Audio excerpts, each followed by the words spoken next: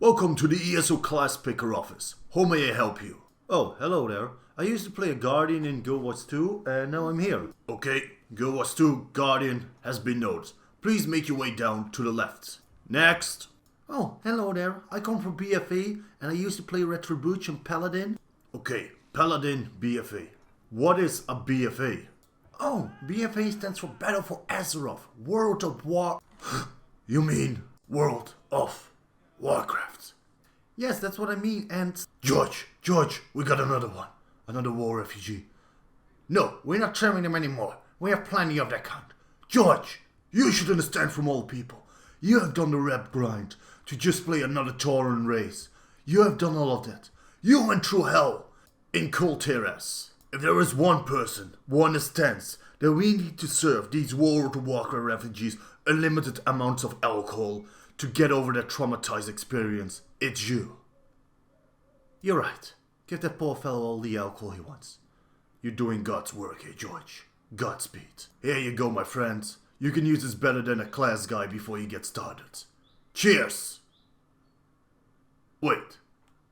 Wasn't I supposed to make some kind of video? Oh, shit.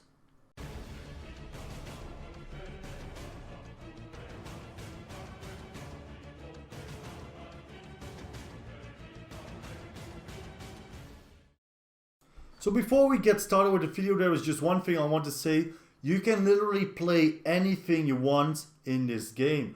Unless you want to be like really competitive in any of the end games, you don't really have to worry about anything and you can literally play any weapon on any class and any kind of setup and it will be more than efficient enough. You can like do the end game dungeons, you can even do the trials. It's just if you want to be the top scorer on the trials, or you want to set a perfect time, or you want to be like the best PvP player out there, then it might be that you have to go with certain metas. But apart from that, I just named the certain setups that most of these classes typically run, and I give you a better insight as to how each class operates, how it looks like, and how it feels like. Enjoy! So the Templar. The Templar is a lot of fun. I've been playing the Templar ever since the game's release, and I still am having a blast with both my Stamina and my Magicka Templar. Now, if I would compare the Templar with any classes out there currently in other MMOs, I would say like World of Warcraft Paladin / Warrior like class. The Templar uses, well, it depends what kind of setup you go for, as always. But for example here, the Stamina Templar, what I use, I am typically playing a very powerful warrior that uses many smaller attacks to deal a lot of damage to my enemies. And I also use damage over time effects like Power of the Light, which is the green effect you see on my enemy. And on top of that, it releases a lot of burst. It has a lot of burst potential, the Stamina Templar.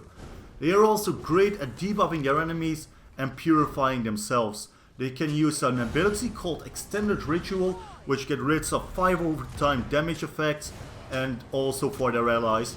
So Templars are very useful in group situations, as they can be very powerful healers and they can really cleanse their enemies around them. But on top of that, they can also play some very nasty debuffs on enemy players, such as Total Dark, which reflects back any abilities the enemy player casts, unless the ACC breaks out of it. And they can also place Dark Flare, which is a powerful debuff for healing recovery on enemy players. It also deals a lot of Magicka damage. If you enjoyed a DPS or a support type kind of role in previous MMOs or previous games, then the Templar can definitely be the class for you, and I would definitely recommend it to check it out. Templars are extremely versatile as well when it comes to weapons. Like you can see, I myself here use dual wield. You can make a two-handed and bow Stamina Templar. You can use a Destruction and Restoration Staff Magicka Templar. So depending on what setup you go, it can vary a little bit on weapons, but Templars are typically seen with all kind of weapons. All with all, the Templar is a very great class to start off with, and it's definitely my #1 recommended class for players new to the Elder Scrolls Online. So the Sorcerer is a very versatile class. Like, we have seen Sorcerers tanking, we have Sorcerers for healing, and we have seen Sorcerers for DPS. In general, you will typically see a Sorcerer being and filling a DPS role, as that is what they are the best at. But of course, in ESO you can play anything you want, as long as you don't want to be like the best of the best in endgame. Now, Sorcerers have great burst potential. They have very good resource management because they can convert any extra stamina into magicka and health. And they also have great movability as they can teleport around. They also have an access to a strong arsenal of AoE abilities and executes both for PvE and PvP. Now, you can also build a Sorcerer like a Battle Mage. You can choose to pack up on a set of heavy armor or medium armor and be a very powerful stamina Sorcerer as well. Those stamina Sorcerers are very efficient, and if you know how to master those, they can be a lot of fun to play as well. I'm a little bit unsure with what I would compare it here with another class about another game. I've been thinking about this, but there wouldn't really be a class 1, 2, 3. I mean, the magicka version definitely like a mage caster. However, thanks to the shields you can summon on yourself, you can definitely take a punch. It's not like a Sorcerer is fragile at all. Sorcerers can actually really take a lot of damage, as they can recast their shields and take quite a lot of damage. And stamina Sorcerers are overall very tanky and also pack up quite a punch of DPS. They are hard to kill because 1, they are tanky, but 2, you gotta focus on your own health as well, because the DPS they will put out is very high and very mean. On top of that, stamina Sorcerers have increased movability thanks to their lightning presence. Like you can see, the thunder around them is the thunder effect. And they also can teleport around. And this movability really makes Sorcerer a very nice class in my opinion if you just want to do solo PvP in Cyrodiil. Cyrodiil is the open world area of Elder Scrolls Online. Why? Because thanks to movability, if you run into a Zerg of 20 to 40 players who want to try at you, you have a good chance that you are able to escape that Zerg. Whereas with the Templar, for example, you don't have the movability that the Sorcerer has. The Sorcerer has one of the highest movabilities. So if you want to play something like a DPS, but that is also able to sometimes cast a healing ward or anything like that on their allies, then the Sorcerer, magicka Sorcerer will definitely be it for you. Magicka Sorcerers typically use 2 staffs, a Destruction Staff and a Restoration Staff, and Stamina Sorcerers overall use a bow, 2-handed, dual wield and 1-handed shield setup, either of those 4. If you want to play like a mage-like warrior, then the Stamina Sorcerer is definitely something for you as well. The Nightblade is, like the name already suggests, is someone who attacks from the shadows, a Nightblade. So if you want to compare this with any of the other classes from other MMOs like World of Warcraft, then it's obviously the Rogue. So the Nightblade, it has a very high burst attack. And that is typically how it operates in PvP, like you try to nuke down your enemy and then you try to disperse again, you try to go and sneak or use something like Cloak. Cloak makes you go invincible until you see your next target or victim. They also have an ability called Shadow Image. Basically you place an image of yourself and you will be able to teleport back to it. And this is incredibly useful for PvP situations, because you will be able to teleport back to it and then go back into sneak. And this way you can really get rid of people chasing you or getting rid of Zergs. Overall, Nightblades are more squishy, but they make more than up for it with their high DPS and their burst potential. Now, don't get me wrong, there are plenty of Nightblades out there who can make a very tanky build, but overall you will typically see a Nightblade perform in a DPS role. If you like a DPS role, or if you like to nuke down your enemies with a lot of burst and then go back to the shadows, then the Nightblade could definitely be the class for you and is definitely worth checking out. Nightblades typically use a 2-handed weapon and a bow for PvP stamina. They can also use dual wield, and there are even some people who use a 1-handed shield. And for magicka Nightblades, they typically use destruction and restoration staffs. Personally, I don't find Nightblades too beginner friendly, especially for stuff like PvP, because you don't really have a lot of self-healing until you unlock some abilities later on from the Alliance war line, such as Figure, which is a stamina heal. but until you earn that or unlock that, it can be a bit more harder to play a Nightblade. Then we have the Dragonite. The Dragonite I would describe as a typically warrior-like class. And the Dragonite is a lot of fun. They have one of the coolest ultimates in game in my opinion, which is called Leap. Basically this ultimate makes you flap out your wings and become a true live dragon. And it's just an absolutely fun class to play. They have several abilities that make them very tanky and very hard to fight against. They can use abilities such as Fiery Breath to deal good amounts of AoE damage and make enemies more vulnerable, thus making Dragonites actually very good tanks. Not only do Dragonites have great abilities to make themselves more tanky, but they also have great debuffs. And that is what the roles of most tanks do in ESO. First of all, you need to get the taunt and aggro of the enemies on you, but after that the goal is to debuff your enemies. So Dragonites are a very nice class to play if you are looking into supporting like a DPS or tank role. If you're looking for either of those roles, then the Dragonite is a very solid choice. They have some very nice animation, such as the wings you saw earlier, which will reflect back any casted abilities back to your enemies. And they also have some great AoEs and debuffs they can apply to enemy players as well as PvE NPCs. Like I said, they make for great PvE tanks, but they can also be very dangerous in PvP.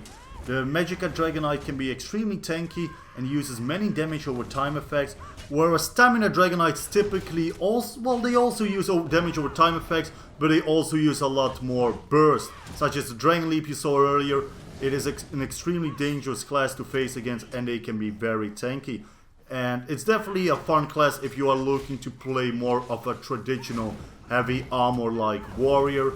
Then the Dragonite is a class you would probably enjoy a lot.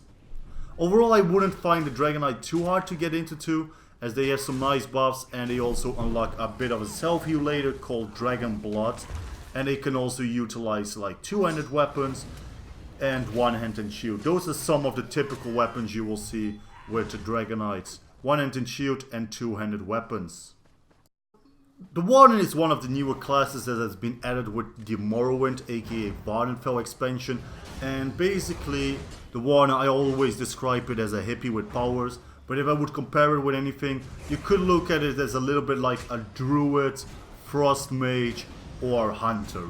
Like that kind of mixture. If you go for a stamina setup, you have the ability to summon a pet that will assist you in combat. But apart from that, the Warden really uses the powers of nature. And Wardens, they are really versatile.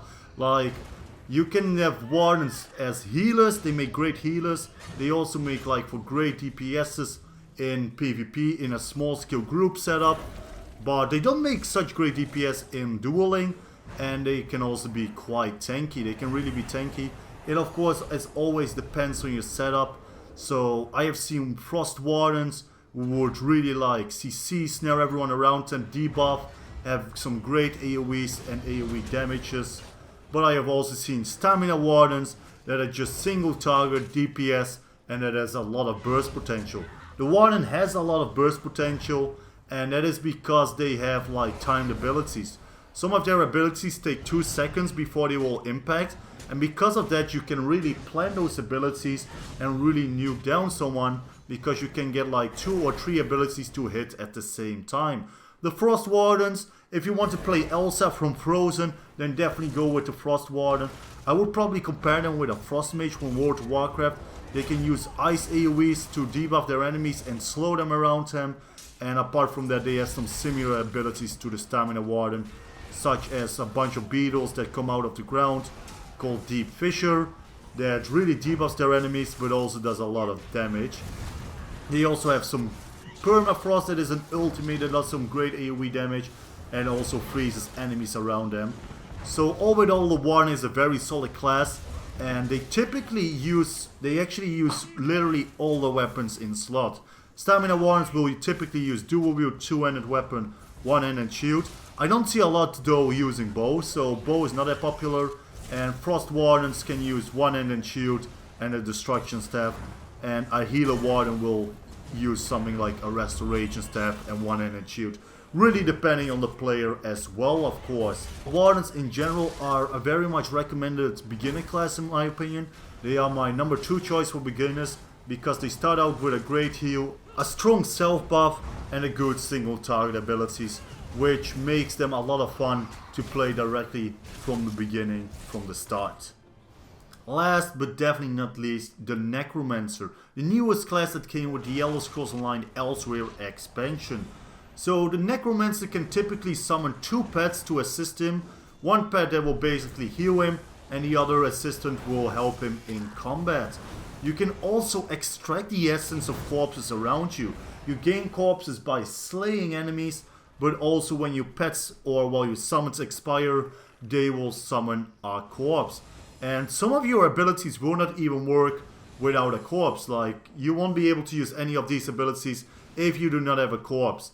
And some of the abilities might work, but they will be much stronger with a corpse around you. Now, Necromancers are very new, but they can play a very tanky role. They have some great passives that will really help them becoming more tanky. They have some passives that really help them with sustain, and they also have some great debuffs. They can apply major fractures to enemy that will increase damage taken by 30%, which is a really big amount. So apart from buffing enemies, you can also debuff enemies, and you can of course do DPS. Now the Necromancer is quite a new class at the time of the making of this video, so we have to see exactly how it operates, but so far it is a very powerful class, it looks like, for both healing and buffing and debuffing. So the Necromancer will definitely be part of group plays. So if you want to play something like a DPS support, then the Necromancer is the class for you. If I would have to compare it with anything, well, it's obviously a Necromancer, and that's what it is. Now, don't get me wrong, you can definitely make a Necromancer DPS setup, and that is of course the beauty of ESO, all the freedom that you have. You can make a very tanky health Necromancer, and you can definitely make a Necromancer tank work. Why? Because it's just about tanking, keeping the aggro, and after that you want to debuff your enemies. And that is pretty much it. I hope you guys enjoyed this video about all the classes, and hopefully it gives you some more insight as to how each class operates and how it plays. If you have any more questions, feel free to ask here in the comments, or join our Discord and ask it in there. Check out learneso.net for beginners builds, gold guides, videos about whether is ESO Plus worth it, what are the best beginner classes, how do I become a werewolf, how do I become a vampire. A lot of information is on the site, and almost every day there is more information being added, as well as crafting and much more. I wish you guys a great day, bye bye, and see you in Tamriel. I'm out.